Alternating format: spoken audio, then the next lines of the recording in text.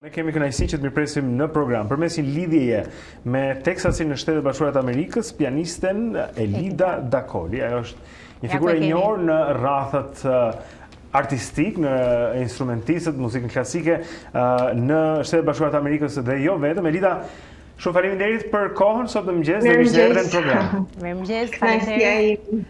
Faleminderit që jeni me ne, aq të përpastaj në një orar që nuk na përshtatet shumë atje. Sa është ora tani në Teksas?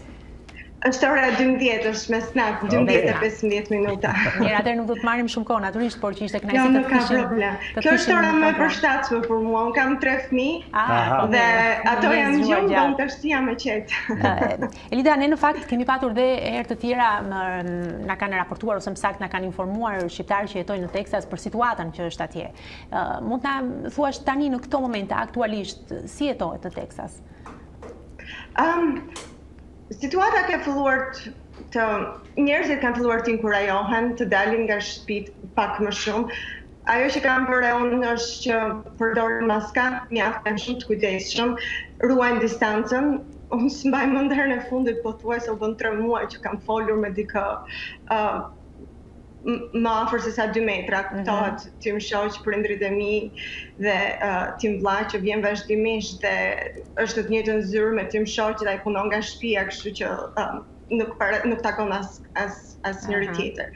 Po shikoj domethënë që njerëzit kanë filluar të ulen nëpër restorante, lejohet që të rinë vetëm jashtë nëpër restorante jashtë, të mbajnë distancën nga njëri tjetri dhe mendoj se kanë filluar që të entuziazmohen pak sepse po vjen vera, është kjo stina tani dhe shpresojmë që të shikojmë disa ditë më të mira në periudhën e verës. E pam që guvernatori atje hapi plazhet javën e kaluar në Teksas dhe njerëzit mund ta shijojnë natyrën pak më mirë edhe të ngrohtin që ofron stina. Megjithatë, ka qenë një situatë serioze apo jo Elida? Duam të pyesim për këtë, sepse ka njerëz, për shembull, këtu në Shqipëri kemi kaluar relativisht lehtë, me thënë të drejtën. Edhe numrat kanë qenë të vegjël fatmirësisht edhe falenderojmë Zotin për këtë. Po kjo ka bërë që disa njerëz të dyshojnë se kjo nuk ka qenë një gjë aq serioze. Le të flasim një moment pak për anën serioze të gjërave që ju keni mundur të dëshmoni natyrisht përmes mediave atje në Teksas. Këtu është mjaft serioze, im shoq është nuk është në mjekësi, por domethënë është në këtë fushë të mjekësisë dhe në fushën e mjekësisë dhe ai është shumë në marrim informacion çdo ditë se çfarë ndodh dhe situata në fakt është keqësuar këtu sepse njerëzit kanë filluar të dalin më shumë tani dhe numri i të vdekurve është shtuar, fatkeqësisht. Kështu që është serioze. Por megjithatë, kthehemi pak edhe tek karriera juaj sepse jemi karrierë shumë të ngjeshur artistikisht, duhet thënë, në skenat ndërkombëtare. Kemi parë mjafton që të klikosh emrin tuaj dhe kupton shumë mirë aktivitetet që ju keni kryer në skena të ndryshme dhe të rëndësishme. Ju janë prishur planet gjatë kësaj periudhe? Keni patur impenjime artistike të cilat janë dashur të stopohen për shkak të pandemisë? Shumë gjëra janë stopuar për shkak të pandemisë. Nga ana e performance nëpër skena të luaj kemi bërë koncerte në fakt nëpërmjet Skype, kam bërë koncerte nëpërmjet Skype dhe më parë, kështu që kjo nuk ishte. A keni bërë koncerte nëpërmjet Skype? Kemi bërë, po. E kam bërë këtë dhe më parë.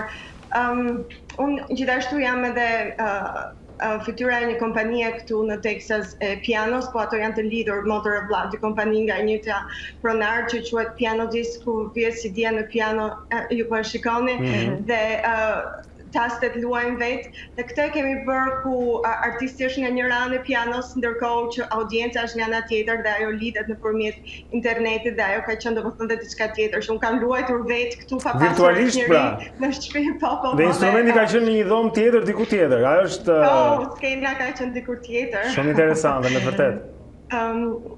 Por sigurisht është ndjerë ajo që nuk mund të punosh në duo, në trio, në grup, domethënë.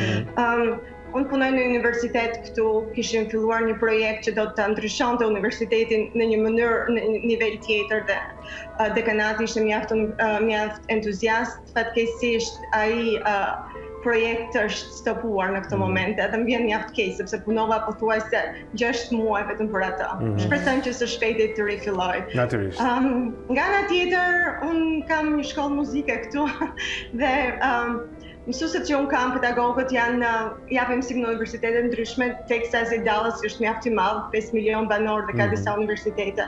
Dhe ato kanë vazhduar të japin mësim, kanë dhënë mësim online before, më përpara dhe tash ti vazhdojmë prapë. Domethënë nuk ishte diçka një ndryshim mjaft i madh, po në këto ditë i kemi kaluar gjitha klasat nëpërmjet internetit virtual. Qartë, kështu që e keni vënë përdorim mjaft mirë teknologjinë për t'i vazhduar gjërat. E kemi vënë. Po për njerëzit që na shohin sot mëngjes, ndërkohë është ora në Tiranë është edhe në Shqipëri në 7:20 minuta dhe të shohin për herë të parë, ndoshta nuk njohin, rrugtimi yt nis në Durrës apo jo? Le të themi këtë, ju keni lindur në Durrës, pra dhe bazat muzikore i keni marrë pikërisht atje apo jo? Po, i kam marrë në Durrës, unë kam jetuar në Durrës deri në moshën 22 vjeçare, kur fitova masterin këtu në Amerikë. Dhe domethënë jam produkt i Shqipërisë, prodhim i Shqipërisë, i Durrësit, i Universitetit të Muzikës, Akademisë Arteve të Tiranës. Flas me mjaft respekt dhe me dashamirësi për pedagogët atje.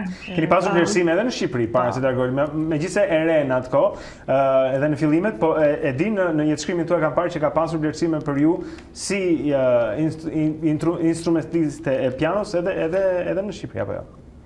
Po, kam, më thënë, e vërteta është nëse punon njihesh kudo. Duhet përpiqesh dhe nëse, domethënë, përpiqesh, fillon të njihesh dhe të shikohen rezultatet. Kjo ka ndodhur në Shqipëri, ka ndodhur dhe këtu. Në këtë kohë izolimi është e lehtë që të bësh plane për si thua për agjendën tënde artistike apo duhet të presësh se përpara se si do të jetë situata, sepse të mendosh për koncerte tani më me sallat plot duket si një diçka thuajse gati e pamundur, por që si mendon të ardhmen tënde të afërt, le të themi, artistike?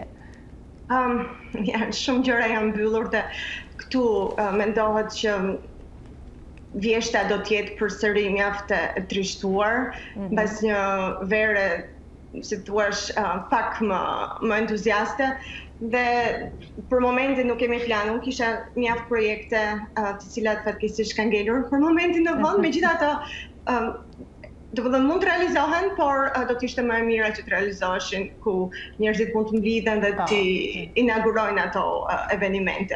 Unë jam gjithmonë pozitive në kuptimin e mirë të fjalës, jo pozitive pa. Jam mjaft optimiste sepse mendoj që në këtë kohë që kisha pak më shumë kohë, fillova të shkruaj librin tim të dytë dhe shpresoj që ta mbaroj. Pra ke shfrytzuar gjithsesi. Kam shfrytzuar mjaft. Mirë. Që koha nuk është e lehtë, ti përmende, po nëse mund të të pyes pak, a mund të përmendni pak fëmijët, mund ta tregosh pak rreth 3 fëmijëve të familjes tuaj?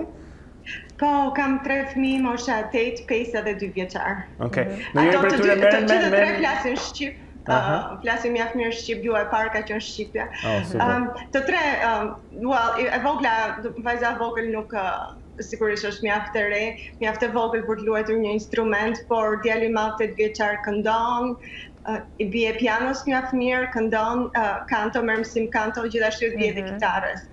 Ka filluar të punoj lulebor, lulebor. Shumë mirë. Ku ka qenë era e fundit që ke qenë në Shqipëri, pse jo dhe me një koncert mbase? Hera e fundit që kam qenë në Shqipëri ka qenë verën e kaluar ku ne promovuam librin e tim të parë për Aleksandër Peçi, muzika shqiptare gjatë kohës së diktaturës dhe më pas.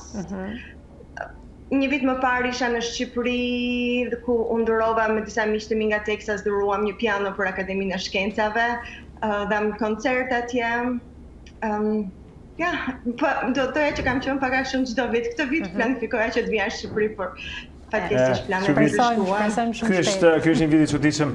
Ne duam të të falenderojmë shumë për kohën sot në mëngjes. Do të themi dhe mirëmëngjes dhe natën e mirë një herësh, edhe t'ju urojmë mirë me gjithë planet tuaja. Faleminderit. Kënaqësia ime gjithë të mirat. Faleminderit Elida që ishe me ne dhe ditë të mbar, punë të mbar, gjithçka të mirë në jetë. Artistja, pianistja Elida Dakoli pra në Texas, në Shtetet Bashkuara të Amerikës që na bashkoi sot në mëngjes.